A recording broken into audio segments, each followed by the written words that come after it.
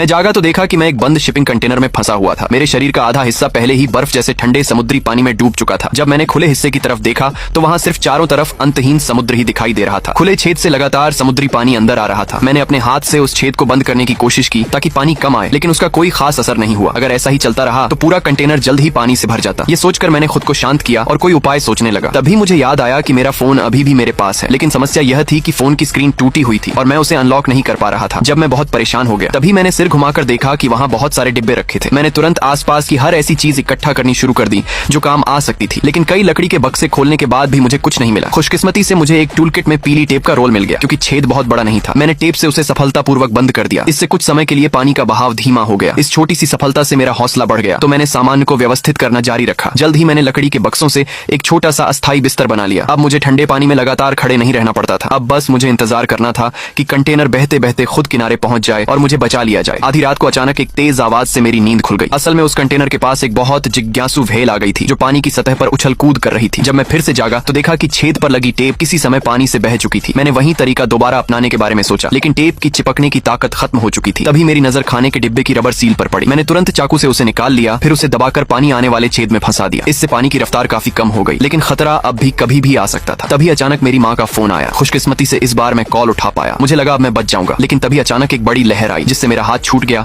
और फोन पानी में गिर गया। मैं अंधेरे पानी में बेतहाशा फोन ढूंढने लगा। आखिरकार फोन मिल गया, लेकिन वह भीग चुका था और हमेशा के लिए खराब हो गया था। जब मैं पूरी तरह निराश हो रहा था तभी अचानक मुझे जहाज के हॉर्न की आवाज सुनाई दी। मैं तुरंत भागकर उस दिशा में गया और जोर जोर से मदद के लिए चिल्लाने लगा, लेकिन दूरी बहुत ज्यादा होने के कारण वे मेरी आवाज नहीं सुन पाए। मैंने सोचा अगर मैं कंटेनर की छत पर चढ़ जाऊं तो शायद मुझे देख लिया जाए। तभी मुझे पहले मिला हुआ इलेक्ट्रिक ड्रिल याद आया। मैंने उसे चलाकर देखा और सच में वह लोहे को छेद सकता था। मैंने आधे घंटे तक छत में कई छेद कर दिए, लेकिन आखिर में ड्रिल की बैटरी खत्म हो गई। तब तक मैं भूख से चकराने लगा था और मुझे भ्रम भी होने लगे थे, लेकिन मेरी इच्छा शक्ति बहुत मजबूत थी क्योंकि मुझे पता था कि यह बचने का आखिरी मौका है। मैंने अपनी पूरी ताकत जुटाई और एक डिब्बे से रस्सी निकाल ली। फिर मैंने लोहे की छत उखाड़ने की कोशिश की। उस पल मुझ में अचानक गजब की ताकत आ गई। आखिरकार मैं छत का एक कोना खोलने में सफल हो गया। फिर मैं तुरंत खड़ा हुआ और मदद के लिए चिल्लाया। जहाज वालों ने मेरी आवाज सुन ली और तेजी से कंटेनर की तरफ बढ़ने लगे।